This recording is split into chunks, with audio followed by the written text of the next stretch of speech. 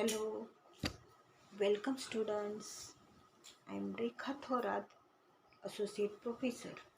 Today we consider some theorems on sequences. Let us consider theorem number 6. Statement of this theorem is any bounded sequence of real numbers has convergent subsequence. In the proof, we consider sequence Sn n going from 1 to infinity be a bounded sequence of real numbers, and let limit of supremum of Sn as n tends to infinity equal to capital M. Let sequence Snk, k going from 1 to infinity, be subsequence of sequence Sn. We have to prove that this subsequence is convergent. That means it converges to M. Since limit supremum of Sn, that means limit of this sequence is M, then subsequence must be converges to M. So we have assumed that sequence Sn k n going to, k going from 1 to infinity be subsequence of this sequence Sn. So we have to prove that sequence Sn k converges to M. If limit supremum of Sn as n tends to infinity equal to M, then Sn is greater than M minus epsilon for infinitely many values of n. There are infinitely many values of n such that Sn is greater than m minus 1 for n belongs to R. Let n1 be one of them such that Sn1 is greater than m minus 1. There are infinitely many values of n such that Sn is greater than m minus half. Let n2 be one of them such that Sn2 is greater than m minus half, where n2 is greater than or equal to n1. There are infinitely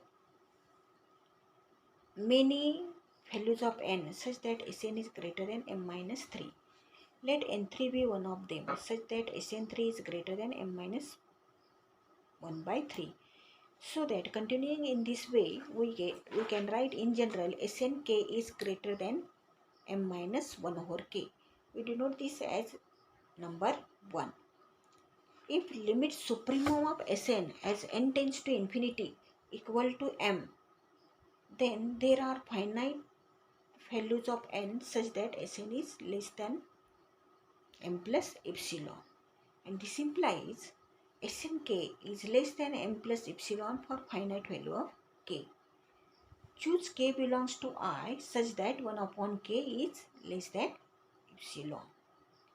Let small k is greater than or equal to capital K, and this implies 1 upon small k is less than or equal to 1 upon capital K is less than epsilon. Hence, 1 upon small k is less than epsilon. We denote this as number 2. So, we get m minus epsilon is less than m minus 1 over k is less than smk is less than m plus epsilon.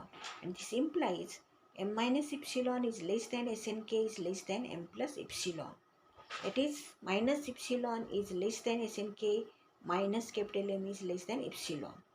And this implies modulus of snk minus m is less than epsilon, where k belongs to I and n belongs to I. Hence, limit of Snk as n tends to infinity equal to capital M. This proves that the subsequence Snk is also convergent and it converges to same limit of sequence M. Thus, we have proved this theorem. Now we consider another sequence, and name of the sequence is Cauchy's sequence. Let us consider the definition of this Cauchy's sequence. Let sequence Sn be a sequence of real numbers. Then sequence Sn n going from 1 to infinity is called Cauchy's sequence if for any epsilon greater than 0 there exists n belongs to I such that modulus of Sm minus Sn is less than epsilon, where small m comma small n is greater than or equal to I. That means if sequence Sn is sequence of real numbers, then the sequence Sn is called Cauchy's sequence.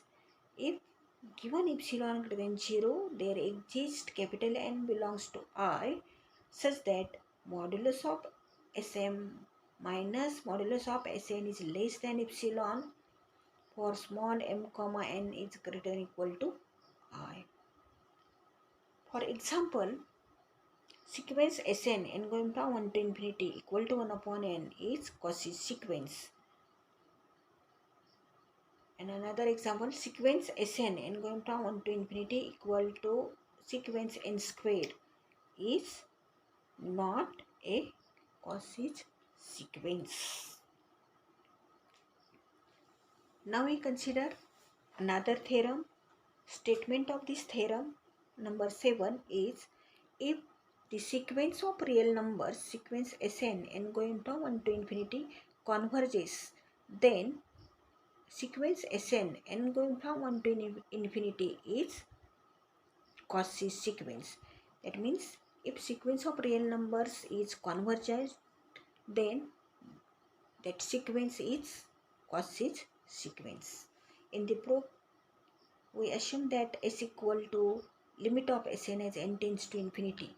Then by definition of limit, given epsilon greater than 0, there exists another positive integer n belongs to I such that modulus of Sn minus L is less than epsilon by 2 for k greater than equal to n. Thus, if m comma n greater than equal to capital N, we have modulus of Sm minus Sn equal to modulus of Sm minus L in first bracket plus modulus of L minus Sn in second bracket. Modulus sign complete.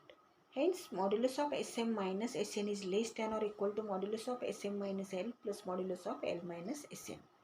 Hence, modulus of Sm minus Sn is less than or equal to modulus of Sm minus L plus modulus of Sn minus L for m comma n greater than or equal to 1. Thus, modulus of Sm minus Sn is less than epsilon by 2 plus epsilon by 2. Hence, modulus of Sm minus Sn is less than epsilon for m comma n greater than or equal to 1.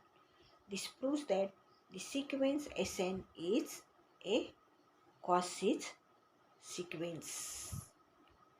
Now we consider another theorem.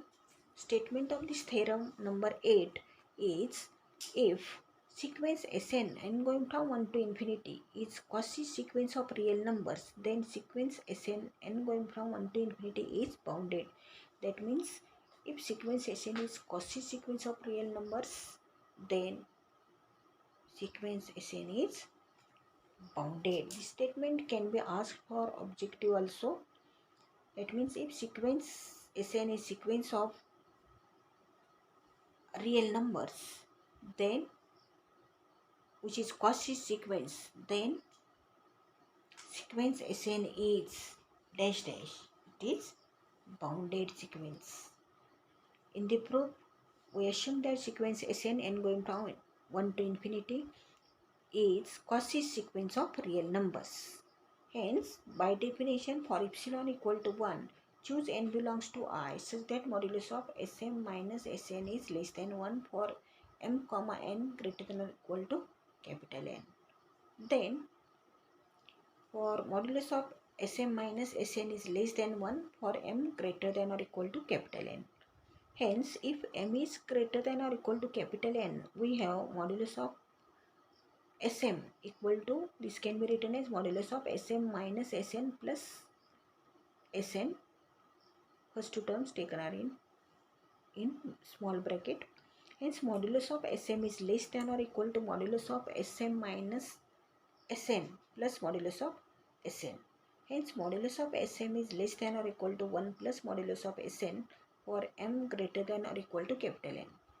If capital M equal to maximum of modulus of S1, modulus of S2, modulus of S3, dash dash dash modulus of Sn minus 1 bracket complete, then modulus of Sm is less than capital M plus 1 plus modulus of Sn for m belongs to I, so that the sequence Sn, n going from 1 to infinity, is bounded sequence.